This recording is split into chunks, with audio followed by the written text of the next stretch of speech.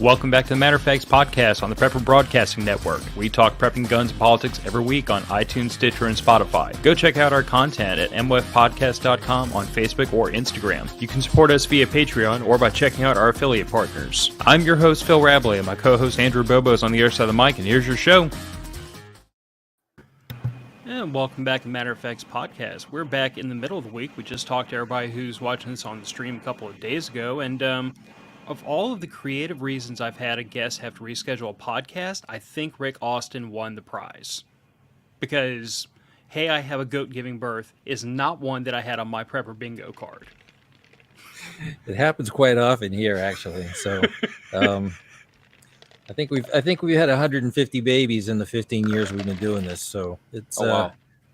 And then sometimes there's complications. And in this case, first one, she was just huge. I thought maybe she was going to have 4 babies. I was hoping she'd have 4 little babies, but she had 2 absolutely enormous ones. And the first one came out fine. The second one was breech. So as Jane's going to be talking in her talk about at Prepper Camp about the realities of homesteading, we had to get in there and get this little guy out. And I'd flip her upside down, and Jane had to stick her hands in there and pull the guy out, gook and all. So it is what you have to do. Yeah. I mean, and since you bring that up, like, that is some of the realities of homesteading that I think from me and Andrew's side, not being homesteaders, we might be a little bit blind to. Like, not ignorant of, but blind to. And I mean, I think that's one of the reasons why, like, I so appreciate having you and Jane come on the show, because, like, y'all literally live this lifestyle, like, every day, day in, day out. Like, Prepper Camp is, like, outreach for y'all. It's not really like y'all put on a costume and then go to work. You're really just giving us a window into y'all's daily lives. Right. Yeah, and we didn't know what we didn't know either until we got into it and jumped off the cliff. So there was so much we had to learn and such a big learning curve. And luckily, there was an internet at that time, so we could find stuff out that we didn't know. And I encourage people to do that today, because who knows how long we're going to have it.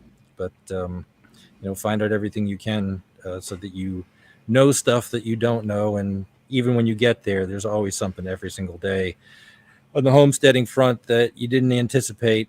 I can have the tightest schedule I want on my days here on the homestead, and invariably something happens where I've got to react to the situation and deal with it.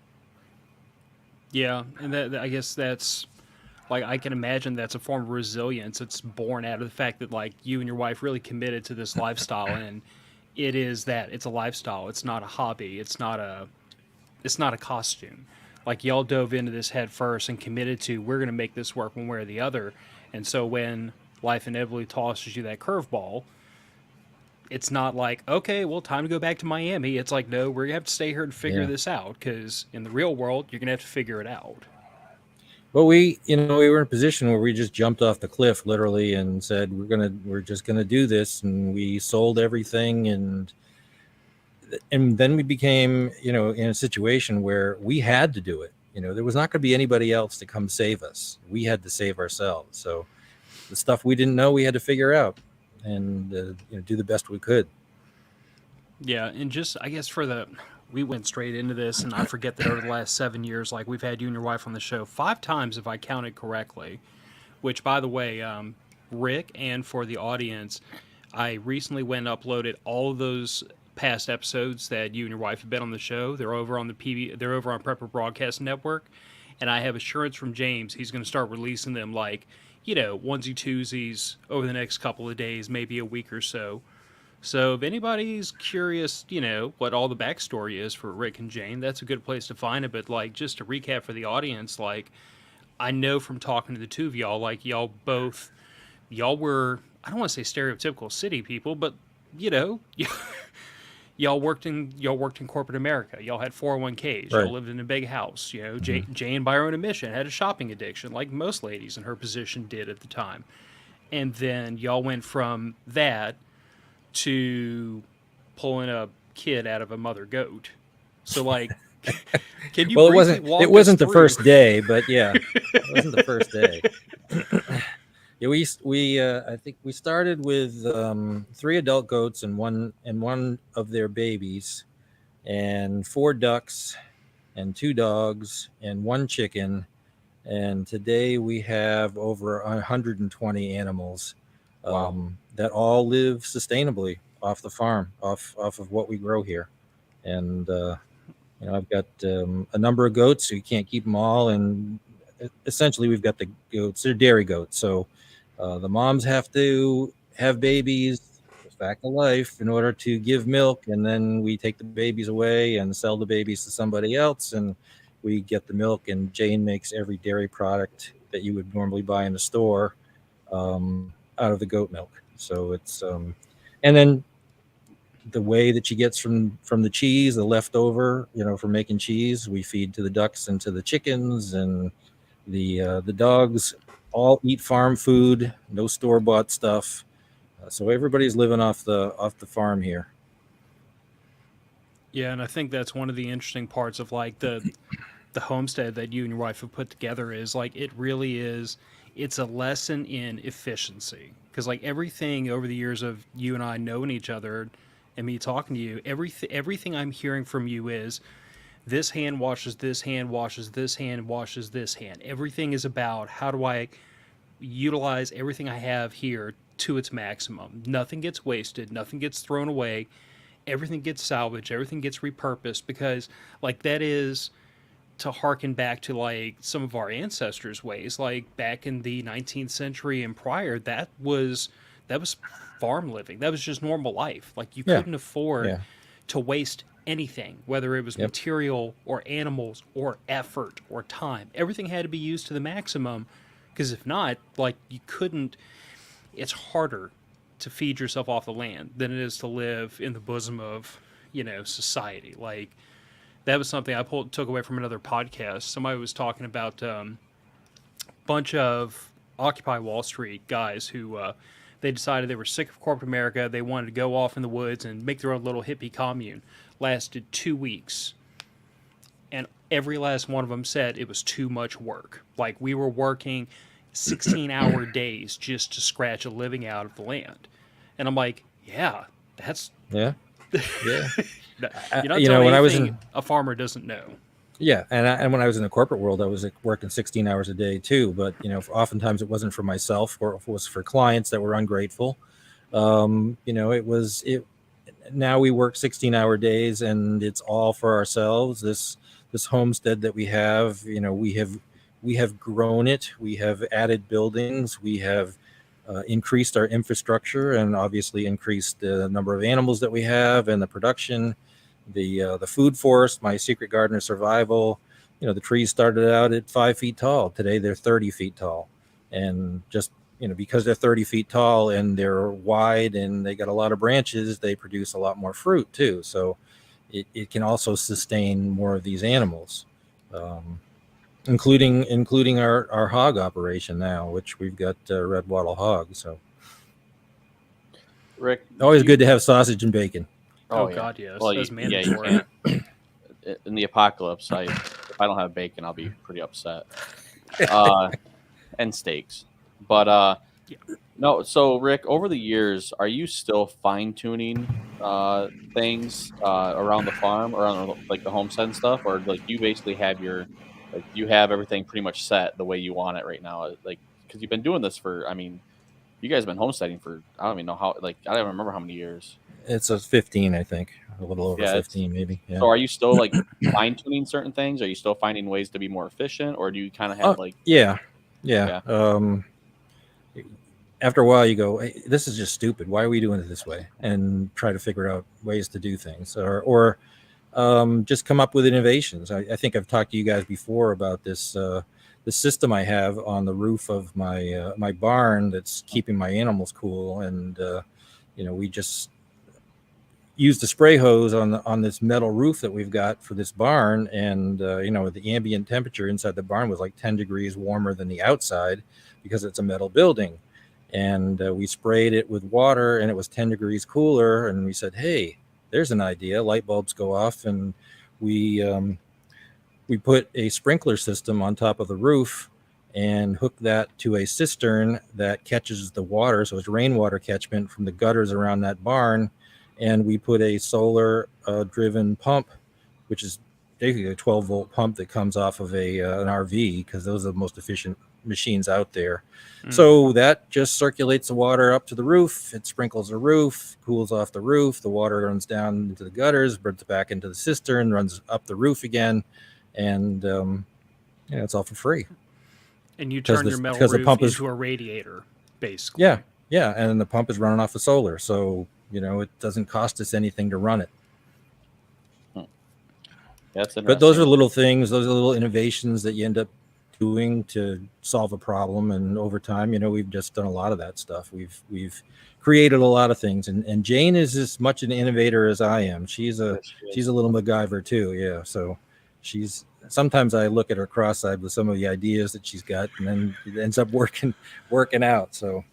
Oh God! What was her alternative toilet setup? The name always escapes me. Hydrant. Oh, the Heine hydrant. Yep. Yeah, that gets me every over the years. Whenever I'd hear talk about it, that still gets me. Yeah, but when I I wanted to call it something different, but we decided not to try to market it, because there was no barrier to entry for people to be able to come in and sell a sprayer and put another name on it. But I wanted to call it the Ass Blaster, and she didn't want to go for that. I can understand why, but I will tell you that that is one of those ideas that there's that somebody out there hearing this that thinks that that's not that big of a deal. But I tell you what, when you explain what it is and what it does to any woman that's ever lived in a tent for any amount of time, that resonates with them, because the ability to freshen up after using the bathroom in the middle of the woods is much appreciated. Well, and it's better than using poison ivy, to wipe your butt. And we went through this pandemic thing where there was a toilet paper shortage, and I did a little video, said, "Hey, I don't need toilet paper. This is what we're using. Just go to Walmart and buy yourself a $5 sprayer. You'll be all set." There you go, Phil. That's how you can get Gillian and stuff to go camping more often, more rustic. Let's get them a Heine hydrant. I mean, that might be worth considering. Although I did build I had it at the Arkansas trip. The little one man stand up tent, and the bucket with the kitty litter in it, and the toilet seat. I mean, I'm a guy, so I can just go pee behind any tree I can find, but I have ladies with me and they need to sit down and do business, so had to make things a little bit civilized for them. Yeah. So, Rick, this year at Prepper Camp, you guys, it looks like you're adding 22 classes, it looks like. Yeah, we try to bring in about 20 new classes every year. That way, anybody that was at Prepper Camp the year before, they can see something different. So something totally different. So we've got 20 something new classes, and we've got 40 something instructors, and they come from all over the country. The best people in their particular field, and we teach 64 classes a day. Mm-hmm. Yeah, and not just what really impresses me, though, is more than just the variety of backgrounds these people come from, but the variety of disciplines. Because I was telling somebody just yesterday who was asking me about Prepper Camp, and I was explaining to them what Prepper Camp is, and I'm like, you have to understand the way this event, because it's built around this lifestyle of survivalism and prepping, and that draws from all these different disciplines. It involves homesteading and beekeeping and foraging and mushrooms and herbal medicine. And it also involves cybersecurity and identity theft protection. And it also involves home defense and self-defense. It involves blacksmithing. It involves how to reload your own ammo. It involves it's this enormous breadth of different topics. And all these people come with all this knowledge. The way I explained to him was, I'm like, look, I'm an Army combat vet, and I like to have more guns than the National Guard does. And my wife is a crunchy hippie lady who likes to go through the forest and forage for mushrooms. If the two of us could both find stuff we like at Prepper Camp, it'll appeal to anybody. So, like, that's my ultimate selling point to everybody. I've even talked up friends of my wife's who are not preppers, but when I tell them about it, they're like, oh, so it's like for homesteaders too. And I'm like, well, yeah, homesteading's part of prepping. Mhm. Yeah. Or I talk to guys that are really into like self defense, some of the stuff that I'm more into. And they're like, oh, that's there too? I thought it was just homesteading. I'm like, no, it's not just anything. It is all of these things put together under one huge tent. Like that's what makes it such an easy event for me to sell people on the idea of, is because you can't go there and find something you're not interested in. It's not Yeah. possible. And I, I always look for classes and new ideas and new people and new things that I would want to learn about. Unfortunately, I never get to go to the classes, so I get to see the PowerPoint presentations beforehand, but I don't get to see the classes except for little snippets here and there as I'm buzzing from one tent to another, just making sure everything's running the way it should. Yeah, for the audience, buzzing is the correct word because, like, I've been to prepper camp. Andrew and I were working this out the other day. I think I've been all 5 of the last years. Andrew's been 4 of the last 5 years. I've never seen you and Jane sitting down, ever. Y'all are constantly, like, jetting from one side of camp to the other all day, every day. I don't think y'all sleep. It is tough to sleep. It's tough with everything that needs to be done. We don't get a lot of sleep during the event. We don't get a lot of sleep 2 weeks before the event, trying to get everything ready for it.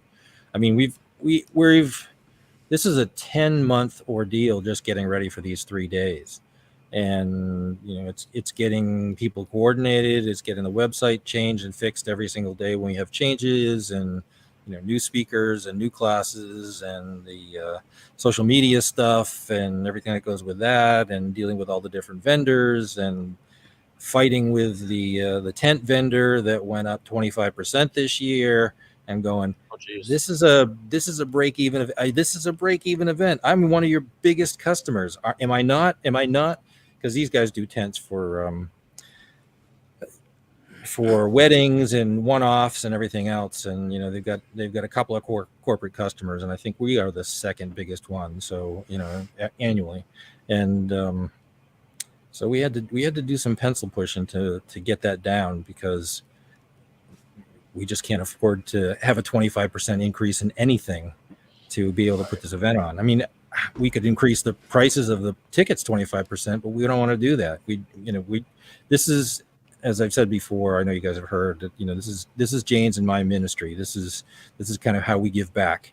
And there's a lot of other events out there that charge more than we do at the outset. And, we start off the tickets at half price on the day after Thanksgiving. So Black Friday every year, we just start the tickets off at half price, and then they slowly go up every 45 days. And eventually, we're at full price before the event, but most of the people have bought tickets long before then. So it's not a money maker, but it's I can't afford to lose money either. I can't afford to have it come out of my pocket, because we're not making money here at the farm. We're just it's paying for us to live, really.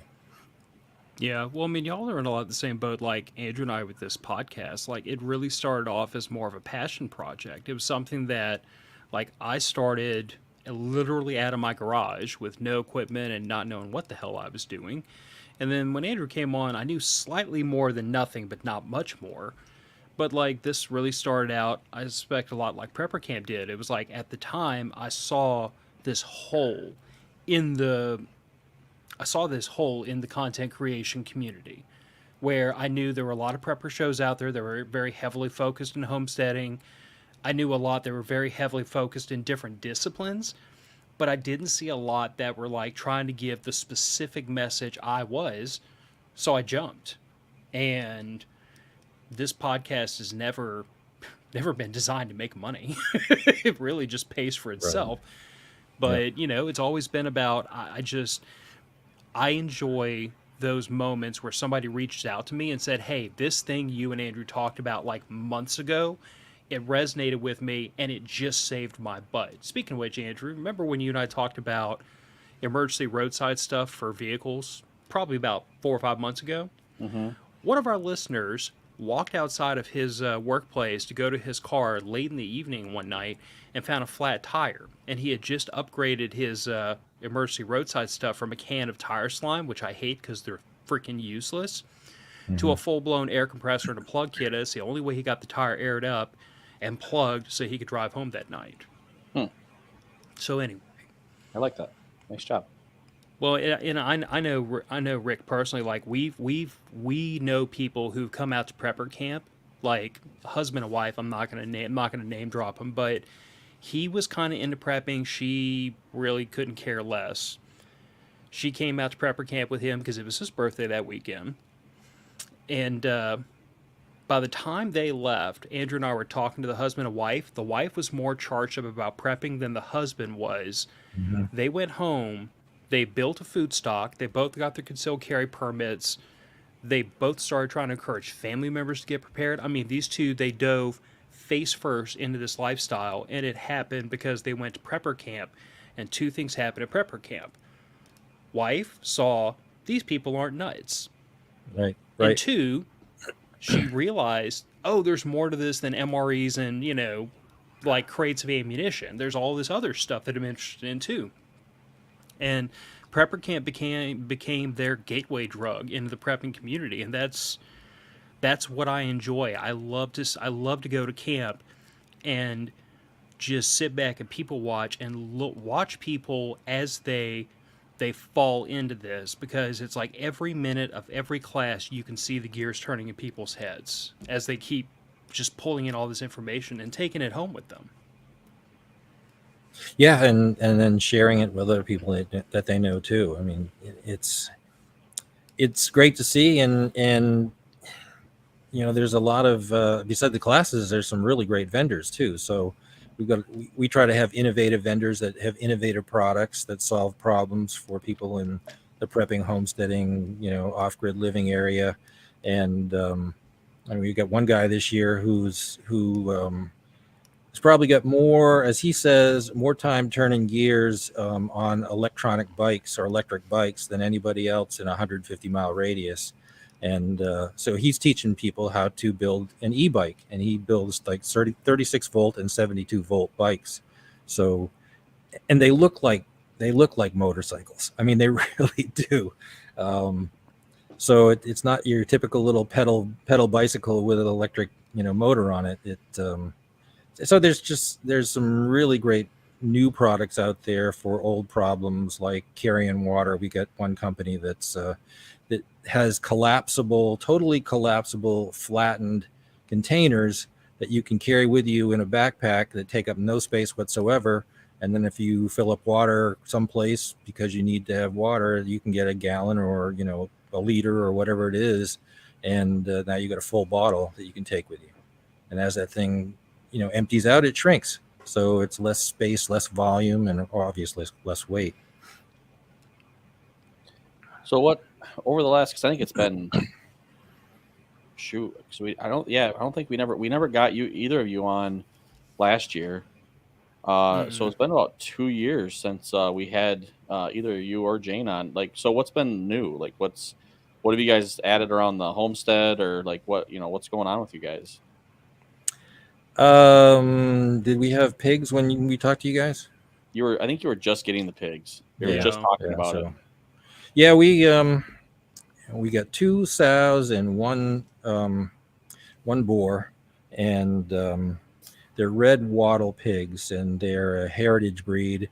They're this boar now is a little over 2 years old, and he is 4 feet tall at the shoulder. He is 8 feet long.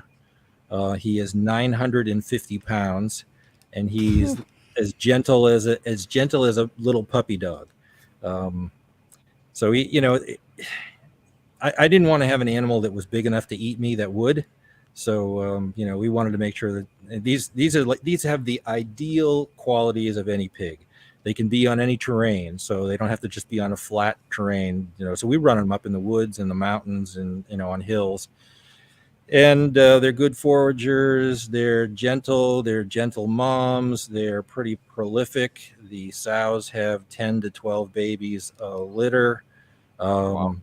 And the piglets. So we have about 5 litters a year between the two girls. So that's 50 to 60 pigs that I never knew I was going to have to spend time selling. So I spend a lot of time selling those piglets, which is great because it offsets any costs and that sort of stuff.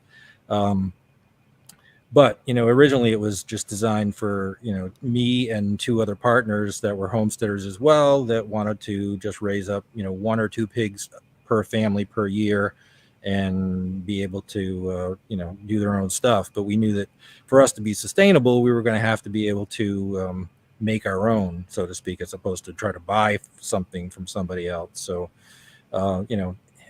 we have a boar and 2 sows, and they just they're pretty amorous, and as a result we have 50 to 60 babies a year, and we got to turn those over. So and of course we keep 2 to 1 to 2 per family, and we've got some pretty full freezers right now. But I will tell you that they're a lean pig, very muscular, and they're very long. And since bacon, Andrew, is from the stomach, and a long stomach gets a lot of bacon. There's a lot of bacon on these pigs.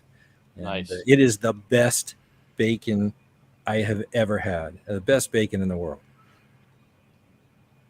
Well, I mean, it's homegrown basically, so I think Yeah.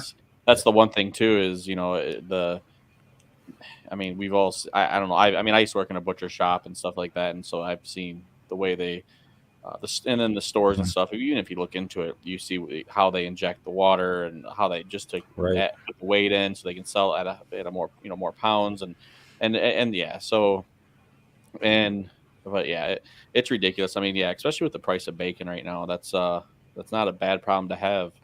So that's yeah, no, that's yeah, especially how long they are. And that one, I mean, yeah, he might not be able to eat you, but if you don't let him lay on you. Yeah, I know. Yeah, one of my partners, when we first got him, he'd get down on his hands and knees and he'd play with them and he'd wrestle with them, and he'd say, "Arnold, roll over." So he would rub his belly, and of course the farm is Green Acres Farm, so we had to name the pig Arnold. There you go. So he said, "Arnold, just give me that ham bone." And the pig would hold his leg out and he'd massage his leg. Well, to this day, that 950-pound pig, he'll say, "Arnold, give me that ham bone." And that pig will flop over on his side and hold his leg out so Ken can rub it. But I just keep telling him, at 950 pounds, if it lands on your foot, it's all over.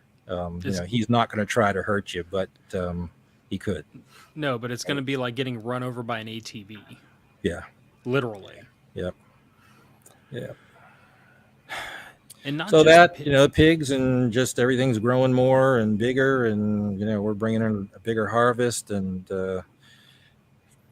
rabbits do what rabbits do. So we got lots of rabbits, and we've added some new diversity in terms of our ducks and our chickens. So we brought in some stock from outside, and so now I think we're at 30 ducks and about 45 chickens or something like that. But we're waiting for the little ones to grow up, and the roosters will end up being meat on the table, and the hens will keep for eggs. And eggs are the perfect food. You can live off of eggs if you needed to, and our dogs are eating primarily eggs from the chickens and the ducks. So that's great dog food too, and they protect them. And as you mentioned, Phil, it's kind of like the circle of life. We've got our dogs protecting the animals, and the animals feed the dogs, and the farm, the food forest feeds the other animals that eat the fruit and all the other stuff. So and everybody's taking care of me.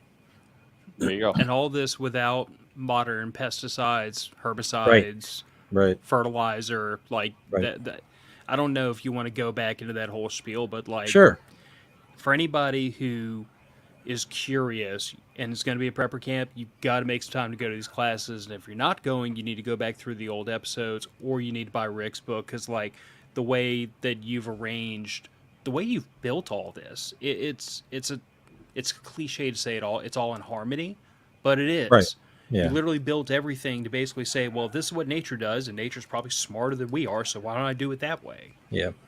Yeah. I wasn't really like a greenie.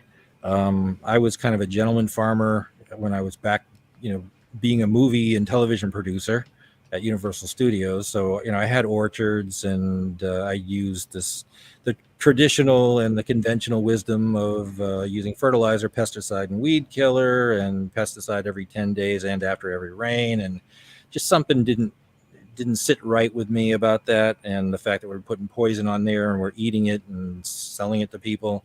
So when we decided that we were going to dive face first into this whole homesteading thing, and Jane and I both retired from the corporate world, I said, I'm going to try this permaculture stuff and see how it works. And I did a lot of research on it, and I read these 400-page books that were written by eggheads that you couldn't really understand the language, and they were, talking to other eggheads.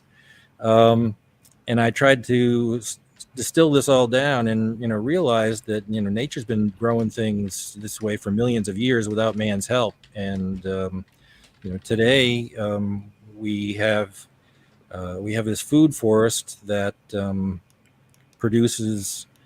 I don't know if you've seen a gorilla cart, the big gorilla carts. Well, I've got Oh, yeah. one Asian pear tree that filled up 4 of those.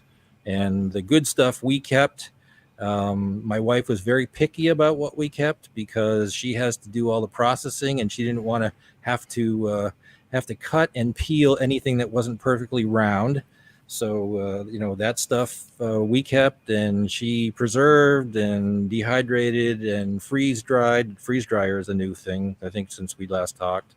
Um, and the other stuff went to the goats, and the rotten stuff went to the chickens, and the middle stuff went to the pigs. And so that's just one tree.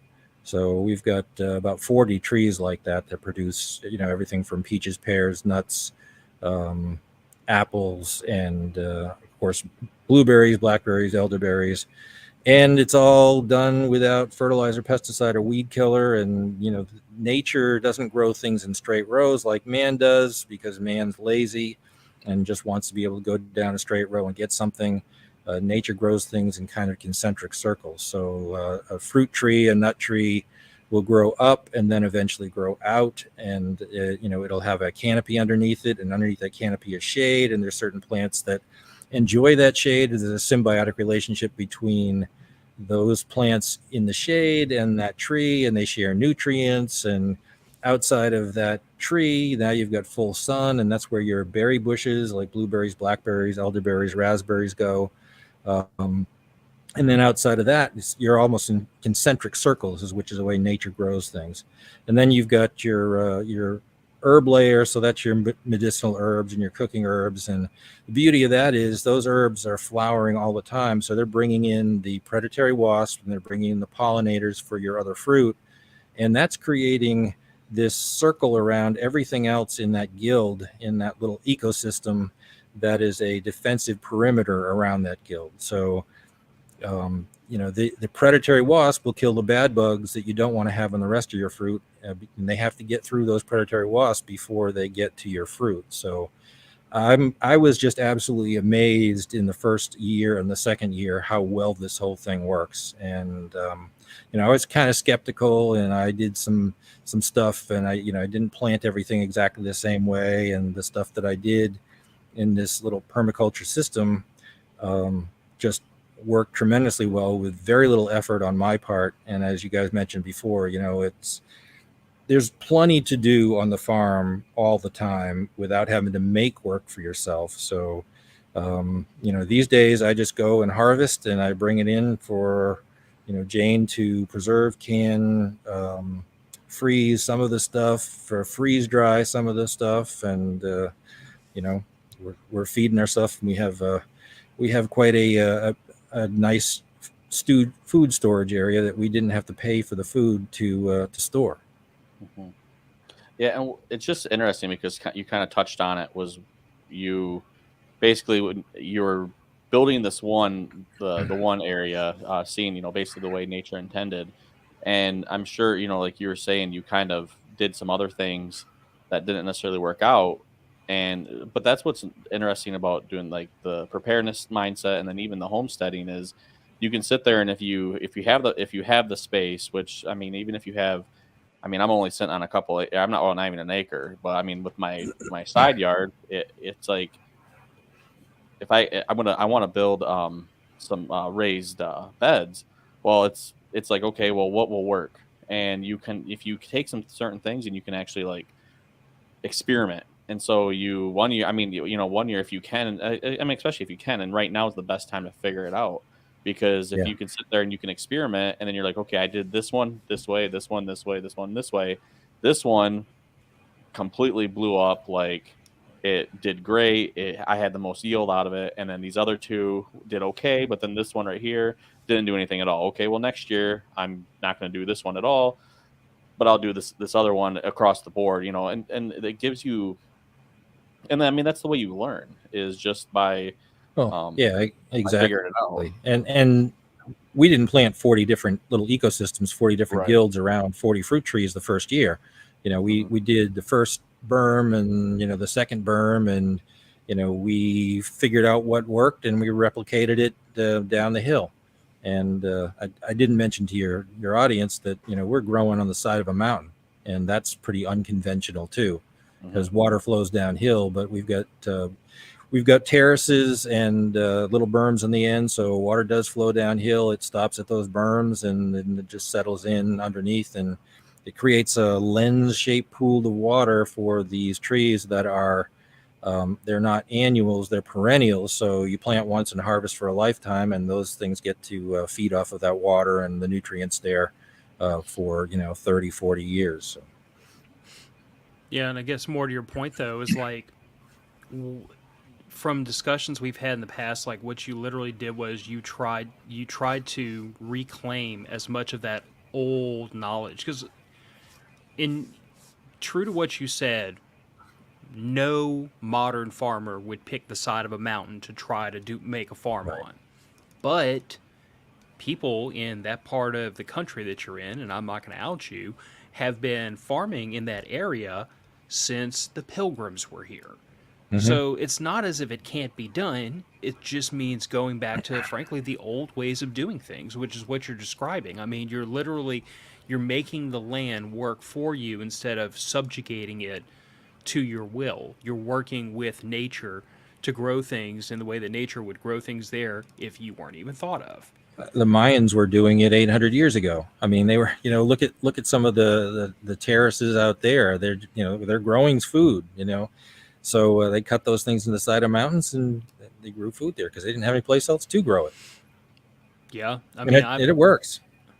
I recently made the dive into like roasting my own green coffee beans and really becoming more of a coffeeholic than I already was. And as I've learned more and more about that world and learning where coffee actually comes from, places like Colombia and Indonesia and places that are mountainous and yet are close to the equator. And it's like some of the places that are so well known for growing coffee, which has a lot in common with where you're at, they seem like the least hospitable places on earth to try to raise crops. But those are the areas that coffee naturally grows, so they're not really fighting against the nature of the crop. They're just marshaling it along, which is a lot of what you're describing. Like you've said these things will grow if I put them in this environment, and then you just left them alone and let Mother Nature do the work for you. Yep. And so we grow, 7 times more food per square foot than a traditional garden, or than a commercial operation. Per square foot, we're growing 7 times more food, and no water, no pesticide, no weed killer. Nature does the watering. It rains when it rains, and we don't have to do any of that stuff. And as these trees get bigger and older, they've got deeper roots, so they can withstand, more variations in temperature and drought and water, and so nothing is drowning, nothing's getting too dry. And because we're on the top of a mountain looking down on our neighbors, we can see down there where they're using traditional farming that after 6-week drought in the summertime, their crops are all dead, and ours are lush and green, just like it's a jungle. And it is worth pointing out that this type of crop density is something you can only pull off without mechanized harvesting. Which, Correct. to Yeah. your point earlier, like that's the reason why stuff is planted the way it is for commercial farms, because Right. they're not they're not going to be out there all summer long picking that stuff by hand. They're using mechanized harvesting, and once you get away from that, like you said, you can do things with farming that you just can't do using modern methods. Well, we're growing two crops in the same space. For example, in nature, vines grow on trees, and grapevines grow on trees. And it really, I didn't really understand that until we were looking at our property, and Jane's brother had come over, and he's a guy that does landscaping and stuff. And I said, "What are all these vines that I keep tripping all over the ground here that are running up in the trees?" He said, "Those are grapes. Those are muscadine grapes." I'm going, "Up in the trees?" I said, "Yeah, they're up in the trees because that's where they grow. They don't grow on there. There aren't any trellises in nature. The only reason there's trellises is because it's easy for people to pick, and they actually grow better on trees than they do on trellises. And we've got them growing on apple trees, for example. And I show this slide all the time in my presentation on the garden. But the grapes ripen first, because that's just the nature of what happens. So they ripen first, and when they ripen, the leaves fall off and the fruit turns a color and says, "Hey, birds, come get me, come eat me, because I'm ready to eat now." And when you poop out the seeds, they'll go someplace else, and another plant will start there, if it's a good environment for it. And so we harvest our grapes and then bring those in. The leaves fall off, and suddenly that apple tree is in full sun, and those apples ripen next. And I'm literally getting two crops off of the same space and the same vertical space. So I'm growing vertically instead of just on the ground in your traditional vegetable garden. Yeah. Last time we had you on, you were working on another book. Have you got that? Have you put that out yet, or no? Haven't put it out yet. I'm still working on it. It's prepper camp just keeps getting in the way. But yeah, I've got the photos in place and outline for everything, and I'm probably about half to 3/4 of the way through. I really would like to get it done by prepper camp, but I don't know if it's going to happen. It's just there's so much stuff, and we're only 2 months away now, so Sneaks up on you. It does, and it's just there's always something going on the farm. Like I said before, I can plan out my days as much as I want to, but I'm not always in control. God's in control, and stuff happens, and we got to deal with it. So when somebody's sick or somebody's injured, you got to deal with that. When a storm happens and a tree falls on your fence, you got to deal with that, because otherwise you get livestock either getting out or you get predators getting in. And we've had a lot of issues with predators lately. So I'm actually doing a class on how to set up a rifle for dealing with predators this year. So we're talking about optics, we're talking about red dots, we're talking about scopes, we're talking about thermal and night vision, because most of these animals that come out, they come out at night. And I got lots of pictures of coyotes and fox and raccoons and possum and all the things that would normally want to eat my chickens or my goats. They're everybody's locked up at night because I know those guys are out. But I've learned a lot about optics from being able to miss a lot and realize what I was doing wrong and what I needed. And I learned a lot about zeroing stuff in at different distances. And now I literally can shoot predator out at my chicken coops at 33 yards that's trying to get into the coops or trying to eat feed that was left out for the chickens. So I've got motion sensor alarms that go off and wake me up, and then lights that come on, and I can look at my thermal scope and see what it is, and he doesn't even know I'm there, and bang, he's done. So and we don't waste those animals either. I take any dead bodies that we end up having here on the property, and we put them in this pod, which is like a 4 foot round circle, and you put burlap on top of it. You put the bodies underneath, and you put um, some sort of matter underneath, like some gravel and that sort of stuff. Flies will land on that, and the black soldier flies will land, and they will. The black soldier fly eggs will hatch. The larva will eat everything down to nothing, and then those black soldier flies will climb up the bucket and go around this little circular thing, fall into this smaller bucket that I dump out for my chickens, and it's all free food There you go. from animals that have died or that I have dispatched for the chickens. So it's free feed. Yeah, coyote and my dad and I used to hunt coyote and fox, and they are smart. Yeah. It's crazy how smart they are, and yeah. So yeah, that's interesting. That's crazy. Like your farm, basically your homestead and everything, just yeah, it got the wrong attention, and but yeah, that's good that you're adapting to. Okay, well, what do I need to do now? And again, Right. that goes back to the mindset of just figure it out. Just okay, this I'm doing this one. Okay, that didn't work. Okay, I'm gonna do this one. That didn't work. Okay, I'm researching now, and I'm asking questions or whatever you need to do, and finally you got a setup that works out for you, and you have it dialed in to where something comes in and they don't last very long. It sounds like. No, no, and it's up to me. It's up to Yeah. me and Jane to do whatever we need to do to protect our investment, our assets, our animals, and some of them are more like family than they are animals. And I don't really care about chickens. I don't really care about the ducks. The rabbits, well, they're just rabbits. But the goats have personalities. Every single one of them's different, and I don't know if I told you. Yeah, 2 years. If it's been 2 years, we had another girl born. That was she was an only kid, and they're a social animal. So once we took her away from the mother, we raised her in the house, and we've done that to a number of different goats, and she never had an accident in the house. She was potty trained from day one. Um, and to this day, she's 2 years old, and she waits at the front door for me to come in to have a snack with dad, and we share an apple while I'm working at my computer, working on prepper camp stuff. And then she says, "Oh, I'm going to go back out now and play. So see you later."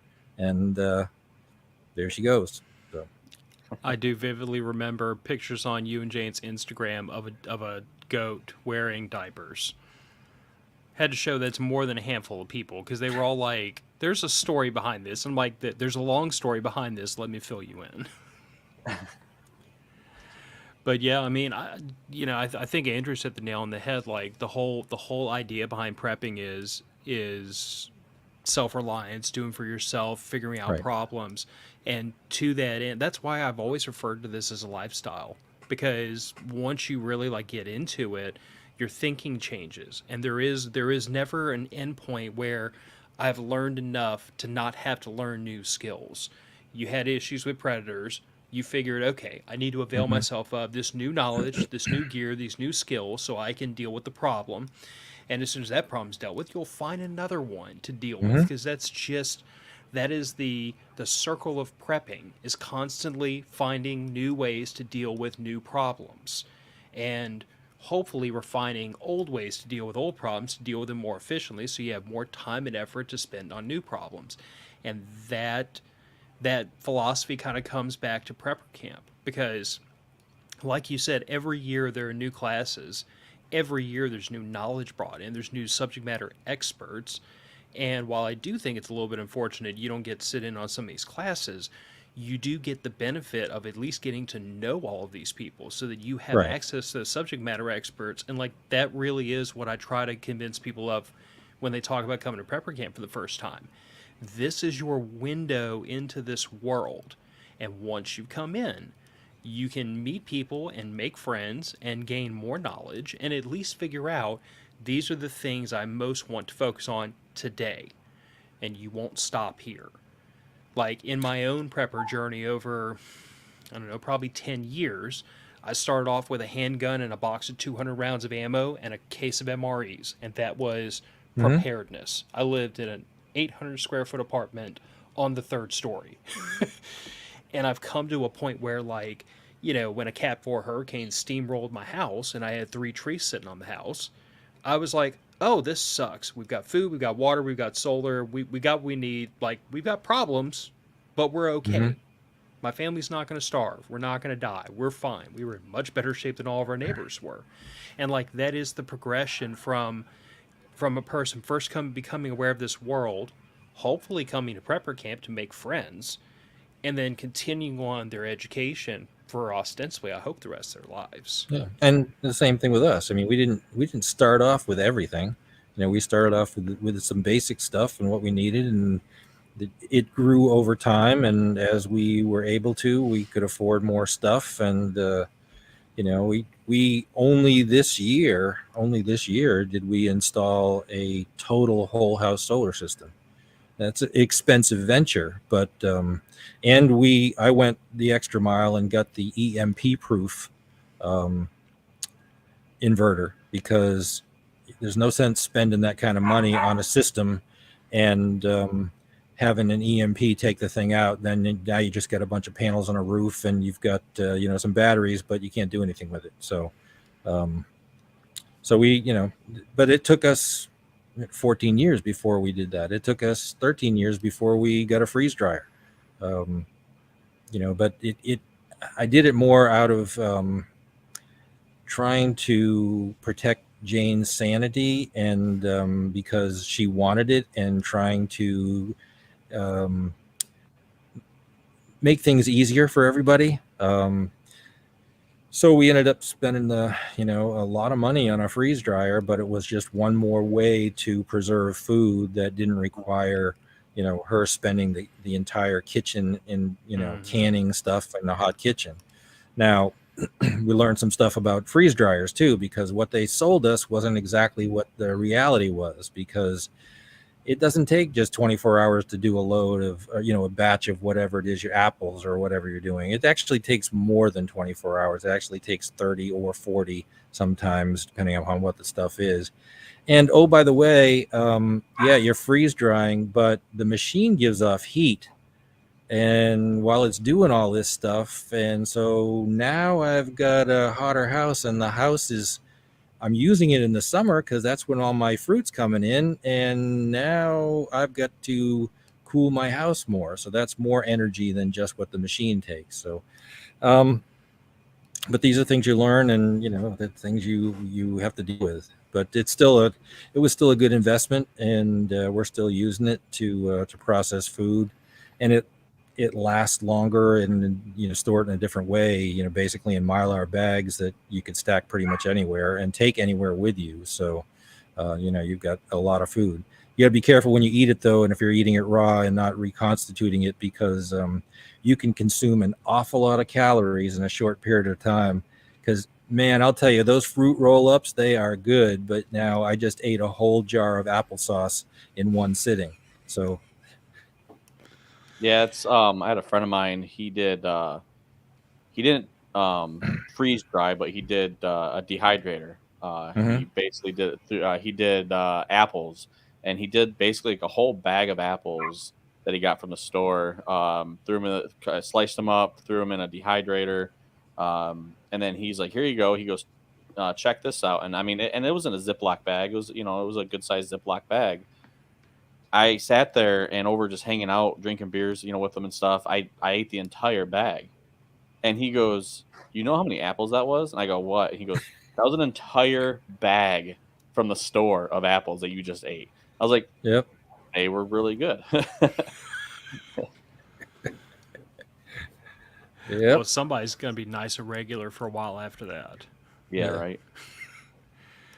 No, but I mean, I don't know, Rick. Like, I jokingly call you the godfather of prepping because, like, I feel like you are one of those shining people in the lifestyle that, like, really tries to spread that knowledge out to everybody else. Because I haven't met a tremendous number of gatekeepers in prepping, thankfully, but I have met a lot of people that they know a very narrow subject very, very well. And I feel like with the way you and Jane have done this, you forced yourself into a position of like you had to. It's like you said, you came into this and you had to learn it all, and you're still Right. learning. Right. And at least in my experience, you've been an open book with all that knowledge. Like anybody can ask you any question if they can get you to stop walking for 5 minutes, Yeah, that's and hard to you'll do. just yeah. Yeah, I will say, as we start to head this one out a little bit, why do I have a pop up showing up in front of my window? Rude.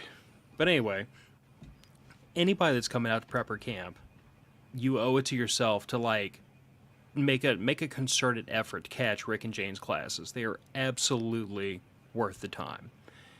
If you manage to stop them for 5 seconds while they're running from one place to another, tell them, "Hey, I heard or saw y'all in matter of facts," and say hi. But don't be upset or annoyed if they don't stop for long, because it's going to be a whirlwind this weekend. In spite of all the volunteers, by the way, who are y'all's unsung heroes of this event. Yeah. Oh, yeah, for sure. Yeah, it's, like I said, I wish I could stop, and I wish I could take some of these classes because it's stuff I would like to know more about. But I spend my time keeping a lid on problems that could become problems before they become problems, so that it's seamless for everybody that's there at the event. So not only are we the biggest preparedness, off-grid living, self-reliant event in the country for 10 years now. This is our 10th anniversary.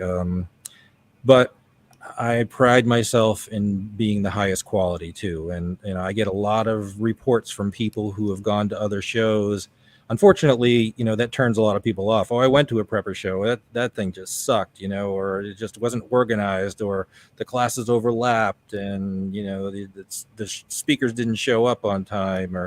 So we run a pretty tight ship because, I spent my entire career in marketing, advertising, and television, and quality control is huge. And having a good quality event that everybody can talk about, because we don't do any advertising. I mean, we don't do any sort of formal advertising whatsoever, and yet we are the largest event in the country, and that's because people talk about it. Say, oh, I've been to prepper camp, and you ought to go. And I get vendors the same way. People have gone to prepper camp and somehow they meet another vendor at another show and say, hey, this show sucks, but you should go to prepper camp because there's some people there that are serious about preparedness, and they've got money in their pocket to solve their problems. Yeah, and I guess more than anything, like I see people showing up to prepper camp with a thirst for knowledge, and I just like I'm Oh, yeah. sure I would hope you've had the same experience I have of just people watching your audiences, but like I have seen, I hate to be stereotypical, but I have to in this instance. I have seen some of the least prepper looking people on earth showing up in your classes. 2 years ago, there was an older lady, probably about in her 50s, in heels and pearls. Looked like she'd just come from a PTA meeting. Had a notebook and a pen and was taking notes every single class. She was in the small unit movement class with me that was being taught by a former ranger, and she was taking notes and asking questions. It has been the most interesting thing to watch over the last 5 years as the audience and the attendees of prepper camp have morphed into people who, I hate to say it this way, look like preppers. And more and more and more I see people who like they look like they just came from church. They're normal, everyday, salty there are people Yeah. that are showing up, and you can just tell by the way they carry themselves, by their demeanor, by the questions they're asked in class. This is their first exposure to prepping. And it's been so encouraging to see this go from an event that, at least as far as I'm aware, sold out every single year. But I've seen this event turn from an event that drew preppers who wanted more into people who are, it's drawing in first times. People who aren't Yeah. preppers, who haven't been doing this for any length of time. They're just showing up wanting to know. I mean, I was absolutely amazed last year because my first class of the day at 9:00 in the morning on Friday, I wanted to show of hands of how many are first time prepper campers.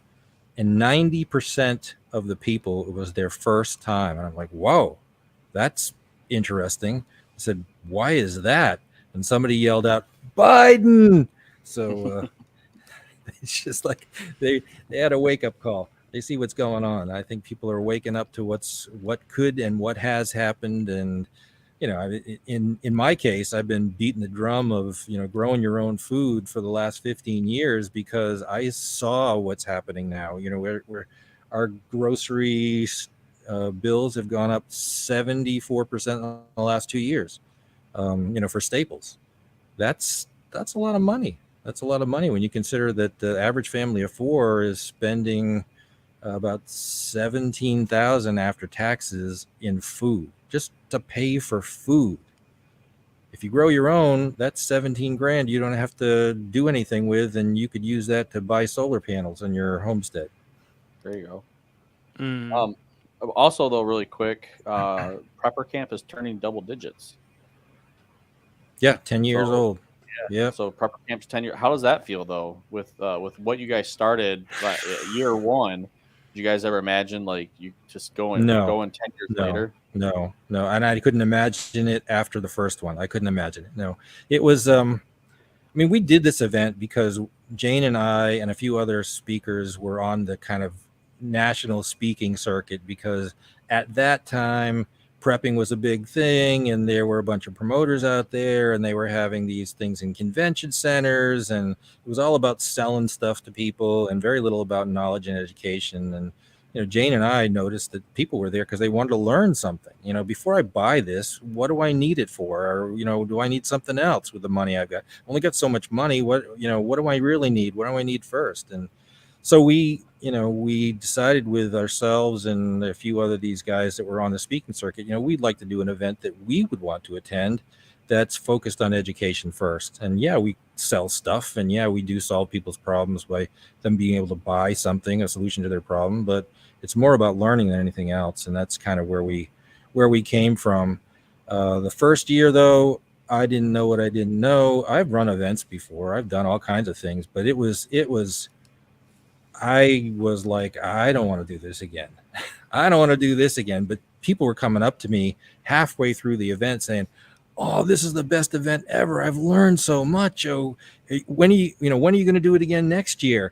And I said, "Well, it's like asking a woman who just gave birth if she's ready to have another baby. I just give me some time to think about it."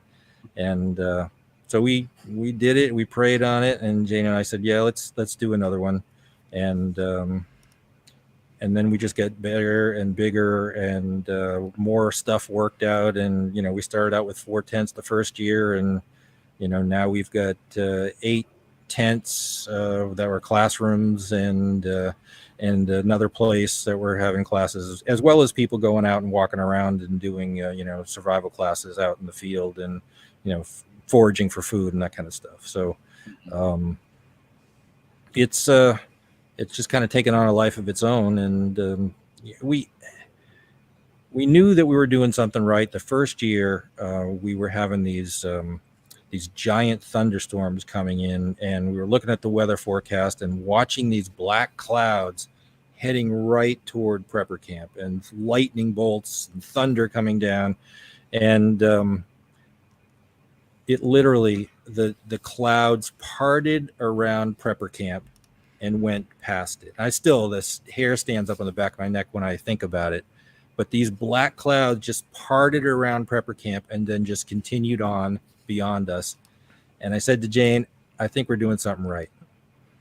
So Now, see, I have a different anecdote to impress upon the listeners. If you want to know the type of people that typically show up to Prepper Camp, I think it was 2019. I want to say it was our second year there. Andrew, that was the year that it rained the entire camp. I think we got a brief reprieve for about 4 hours, huh? I said that was a wet camp. Yeah. I think we got a brief reprieve for about 4 hours on Sunday where it stopped raining, but it didn't dry up and it rained some more. But that Prepper Camp started off on Thursday night with the remnants of a tropical storm that missed me down here in South Louisiana. It went over to Lafayette west of me. It went in by Lafayette. It hooked hard right through the entire United States of America, and it hit me at prepper camp in Saluda on the side of the mountain after it missed me the day before I left down in Louisiana. And that was the start of that prepper camp. And while I am forced to admit, several people had unsuccessful wet weather gear checks that night. Few people's tents did not survive. A couple of people floated out of their tents, and a few people spent their night in their vehicles.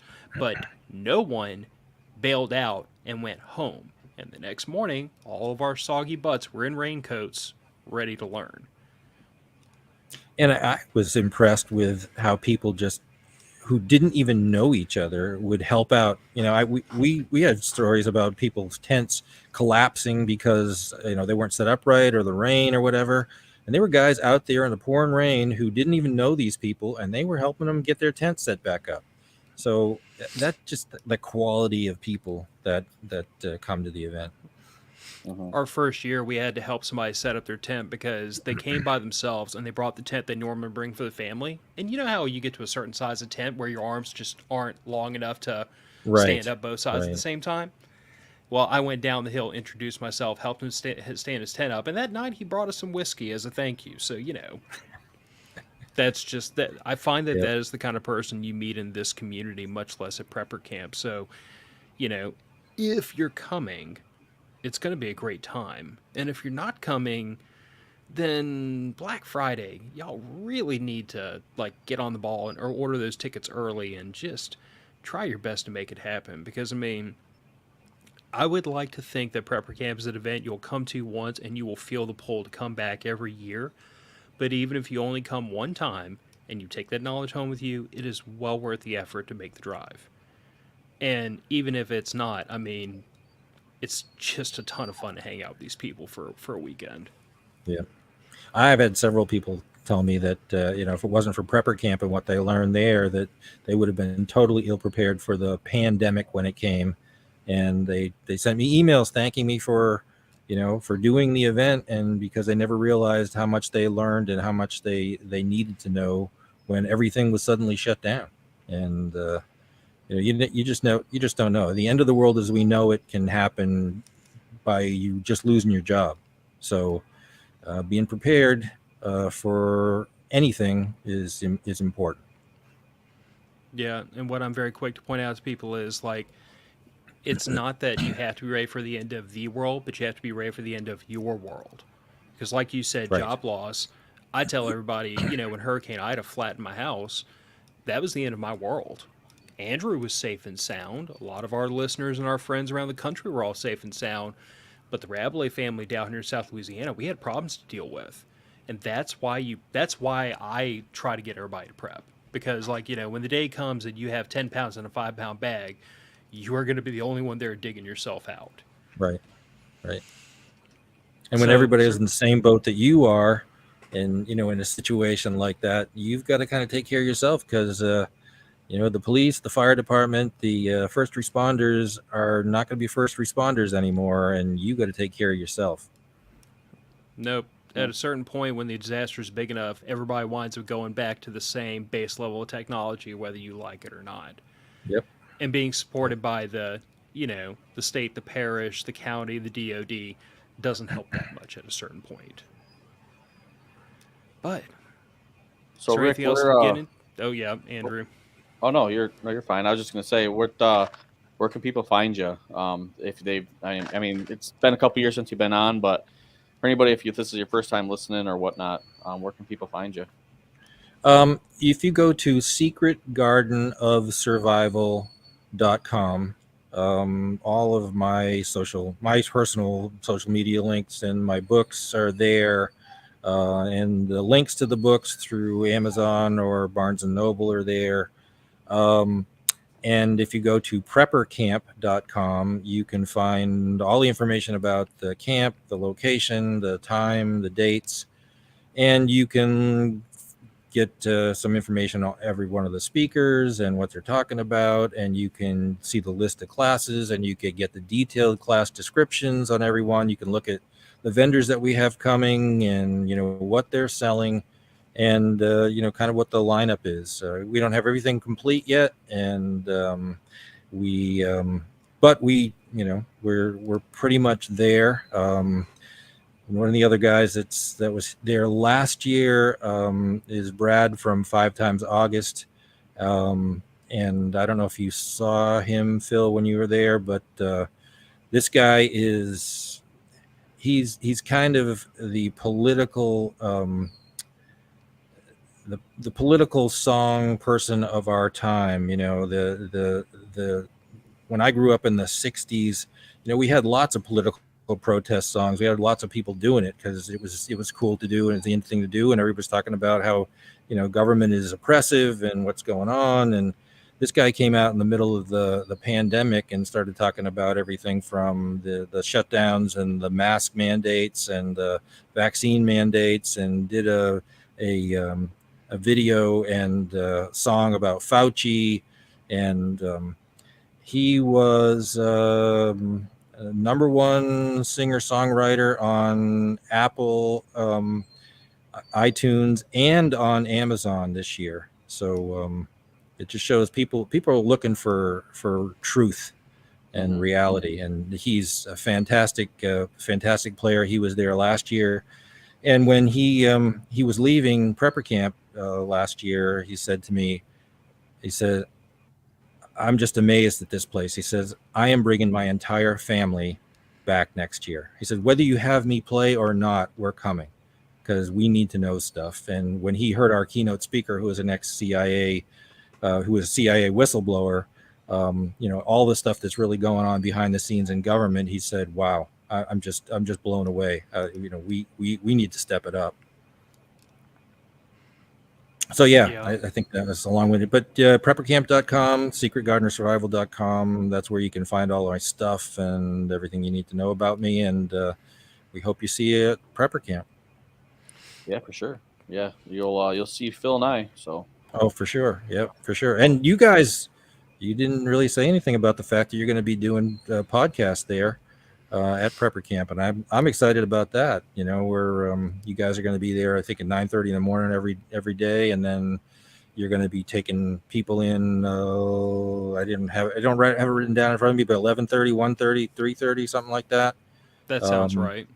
Yeah, and then you're going to be doing some podcasts with people who are attendees and some of your other listeners that will be there. So I'm excited to see right next to the PBM booth. So we'll be doing a morning show every day, basically day 1, day 2, day 3 kind of show, and then doing some shows throughout the day, and getting some people on. If you want to, if you're listening to this and if you're going to Prepper Camp and you want to be on, have a sign up sheet. You can sign up for whatever time you want, and we'd love to talk to you and get your opinion on what the show is to you and why you came and all that stuff. So be interesting to hear.